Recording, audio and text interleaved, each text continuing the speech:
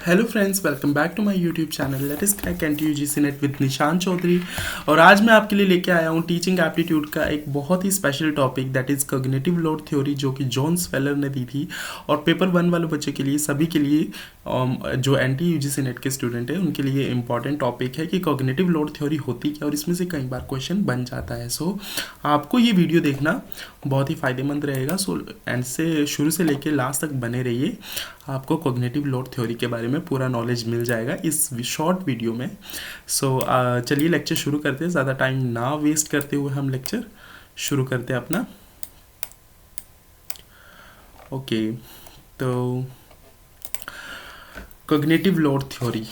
Cognitive load theory दी किसने थी? सबसे पहले क्वेश्चन यही आता है, जॉन स्वेलर ने कॉग्निटिव लोड थ्योरी दी थी आपकी। कॉग्निटिव लोड थ्योरी जो थी, ये जो जॉन स्वेलर है ना, ये अपने इसी काम के लिए जाने जाते हैं, जो इन्होंने कॉग्निटिव, ये साइकोलॉजिस्ट थे, कॉग्निटिव साइकोलॉजिस्ट थे, मतलब कि मेंटल बोल सकते हो आप, ठीक है, बुद्धि से रिलेटेड, मतलब कि जो आपके दिमाग की स्ट्रेंथ है उससे रिलेटेड दिमागी साइकोलॉजिस्ट थे। कॉग्निटिव मीन्स मेंटल, ठीक है, तो दिमागी साइकोलॉजिस्ट थे और इन्होंने कॉग्निटिव लोड थ्योरी दी थी, इसी के लिए ये जाने जाते हैं। और ये फोकस करती है जो थ्योरी है कि लर्नर को जो है उसका किस तरह से जो कॉग्निटिव लोड है, अगर वो इम्पोज कर दिया जाए लर्नर के ऊपर, तो किस तरह से वो लर्निंग प्रोसेस को अफेक्ट करता है। मतलब कि जो लोड क्या चीज़ होती है, कॉग्निटिव लोड क्या होता है, जो मेंटल स्ट्रेस है। तो मेंटल स्ट्रेस की बात हो रही है यहाँ पे, मेंटल स्ट्रेस की बात हो रही है। तो ये मेंटल स्ट्रेस जो है, अगर ये डाल देंगे हम ज़्यादा, तो किस तरह से हमारा लर्निंग प्रोसेस जो है वो ख़राब हो सकता है। तो Sweller's cognitive load theory is particularly relevant in the context of instructional design. तो इंस्ट्रक्शन को किस तरह से डिज़ाइन करना चाहिए, उसके लिए ये थ्योरी बनाई गई थी। और इसका गोल क्या है? ऑप्टिमाइज करना conditions for learning by managing cognitive load effectively. हमें कॉग्निटिव लोड को इफेक्टिवली मैनेज करना है, सो दैट जो लर्निंग है वो अच्छे से हो पाए। तो चलिए शुरू करते हैं। इसके आगे हमें इसके कुछ 6 प्रिंसिपल्स है, प्रिंसिपल्स बेस्ड है इसके, कॉग्निटिव लोड को किस तरह से कम करना है बेसिकली। तो इंट्रिंसिक कॉग्निटिव लोड होता है, कुछ इनहेरेंट डिफिकल्टीज होती है। डिफिकल्टी यानी कि कुछ जो मटेरियल होता है, लर्निंग मटेरियल जो होता है कुछ, वो कॉम्प्लेक्स होता है। जैसे कि यहाँ पे हम बोल सकते हैं इनहेरेंट क्या हो सकता है, कॉम्प्लेक्स लर्निंग मटेरियल, ठीक है। मतलब कुछ टॉपिक्स ऐसे होंगे वो डिफिकल्ट होंगे, डिफिकल्ट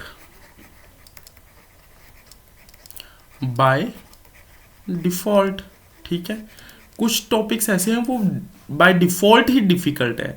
ऐसे टॉपिक्स भी होते हैं आपके सब्जेक्ट्स में जो कि आपको सच में मुश्किल लगते हैं, और वो सच में मुश्किल होते भी हैं, जिनको ज़्यादा मेंटल एफर्ट्स चाहिए।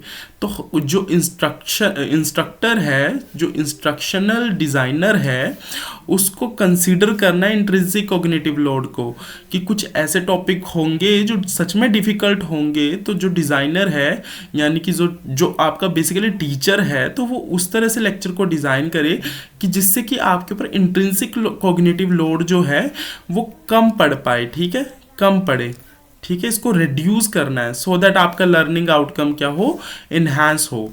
मतलब कि जो इंट्रिंसिक कॉग्निटिव लोड है इसको रिड्यूस करना है, सो दैट आपका लर्निंग आउटकम जो है, लर्निंग आउटकम इंक्रीज हो पाए, सिंपल।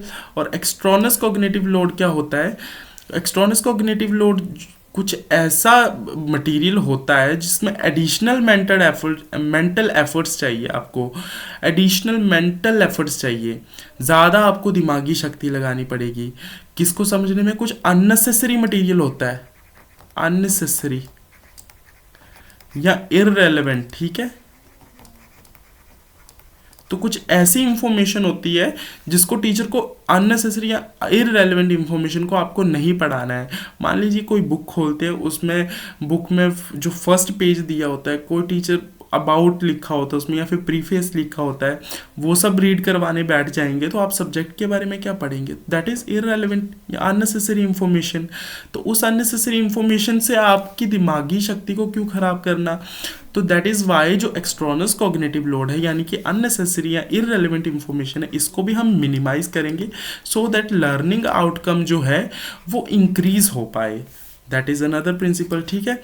उसके बाद आता है germane cognitive load. Germane cognitive क्या होता है? कुछ चीज़ें ऐसी होती है जिसमें ज़्यादा मेंटल एफर्ट्स लगाने पड़ते हैं। मेंटल एफर्ट्स जो होंगे, मेंटल एफर्ट्स कुछ चीज़ों को सीखने के लिए ज़्यादा लगाने पड़ेंगे जिससे लर्निंग आउटकम ज़्यादा हो पाए, ठीक है। लर्निंग आउटकम आपकी अच्छी होगी तो मतलब कि इसमें मेंटल एफर्ट्स को इंक्रीज करोगे सो दैट आपका लर्निंग आउटकम अच्छा है। That is germane cognitive load. कुछ चीज़ों को समझने के लिए आपको ज़्यादा एफर्ट्स लगाने पड़ते हैं।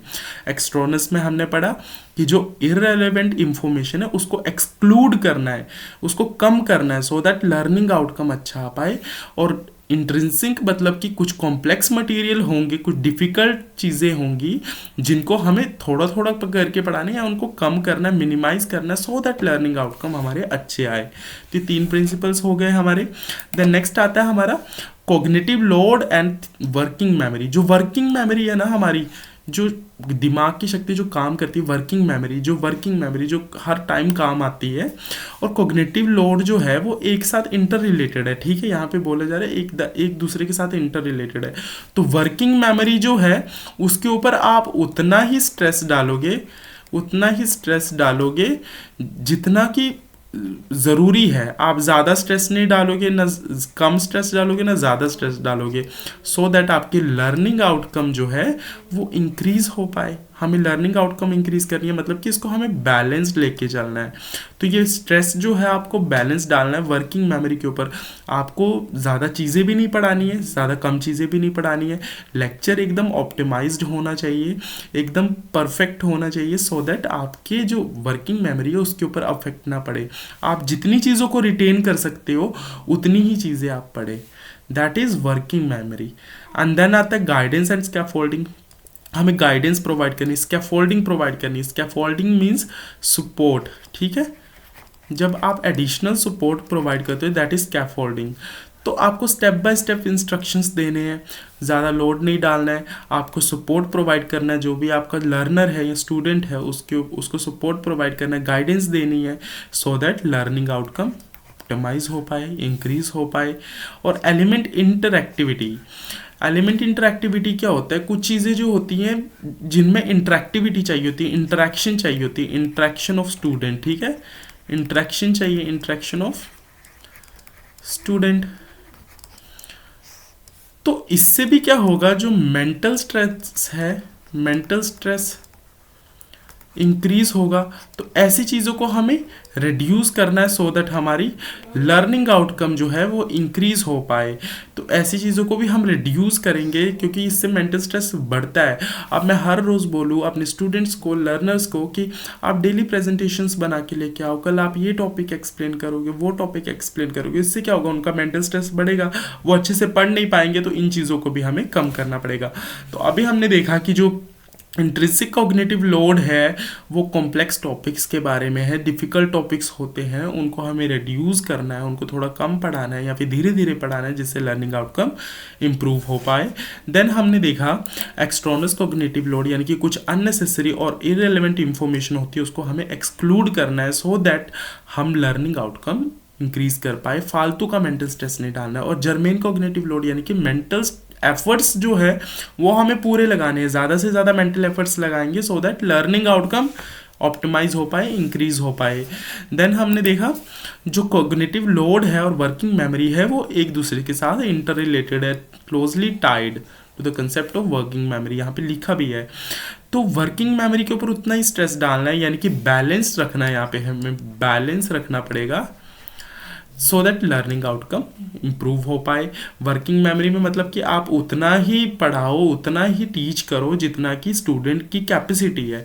ये बेसिकली कैपेसिटी बता रहा है आपकी, कैपेसिटी जितनी होगी उतना ही आप पढ़ाओ, सो दैट जो लर्निंग आउटकम कम से कम जितना पढ़ा है उतना तो अच्छा आएगा।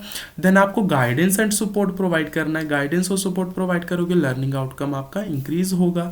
और एलिमेंट इंटरएक्टिविटी, कुछ चीज़ें इंटरेक्शन से होती है, तो इंटरेक्टिविटी को भी आपको थोड़ा बैलेंस रखना पड़ेगा एक तरह से, क्योंकि इससे भी मेंटल स्ट्रेस बढ़ सकता है। जो लर्नर है उसका मेंटल स्ट्रेस इंक्रीज हो सकता है, लर्नर का मेंटल स्ट्रेस इंक्रीज होगा, उससे क्या होगा, लर्निंग आउटकम मिनिमाइज होगी। तो हमें ऐसी चीज़ों को कम करना है जिससे कि लर्निंग आउटकम इंक्रीज हो पाए। So that is all about today. आज हमने कॉग्निटिव लोड थ्योरी को अच्छे से पढ़ा है। लास्ट में भी मैंने इसमें कुछ एक स्लाइड ऐड की हुई है कि स्वेलर की कॉग्निटिव लोड थ्योरी है emphasize importance of aligning instructional design with the cognitive architecture of learning. तो कॉग्निटिव लोड थ्योरी बोला जा रहा है कि ये एकदम अलाइन करती है किससे, जो भी कॉग्निटिव आर्किटेक्चर ऑफ लर्निंग, जो लर्नर का दिमागी मेंटल स्ट्रेंथ है, मेंटल स्ट्रेंथ ऑफ लर्नर, ये कॉग्निटिव लोड थ्योरी इसके लिए है।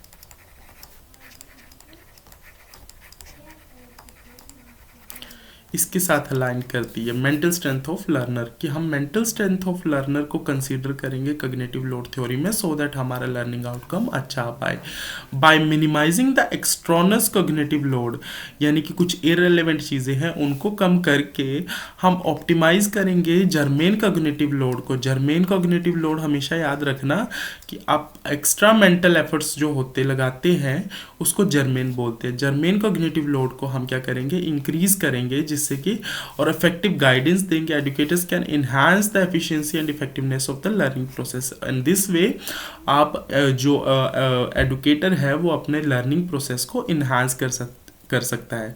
Sweller's work has had significant implication for instructional design practices, particularly in the area of e-learning and multimedia learning। और basically e-learning and multimedia learning के लिए इनका instructional design बनाया गया था। तो स्वेलर कॉग्निटिव लोड आई होप आपको समझ आ गया होगा। स्वेलर मतलब कि दिमाग ना फूल जाए, आपका स्वेलिंग ना हो जाए दिमाग में, तो उस तरह से आप देख सकते हैं कि स्वेलर की कॉग्निटिव लोड थ्योरी कि दिमाग के ऊपर इतना बोझ मत डालो, सो दैट आपकी लर्निंग आउटकम जो है वो मिनिमाइज हो।